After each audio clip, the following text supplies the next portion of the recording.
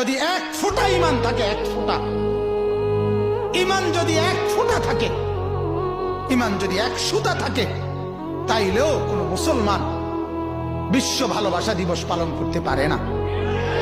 এটা মুসলমানের কোনো কিছু না। এটা জন্তু জানোয়ারের উৎসব হইতে পারে, এটা ইমানদারের উৎসব হইতে পারে না।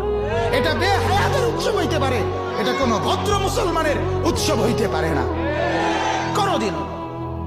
কোনদিন আমার ভালোবাসা আল্লাহকে প্রতিদিন, ঠিক কিনা বলেন না?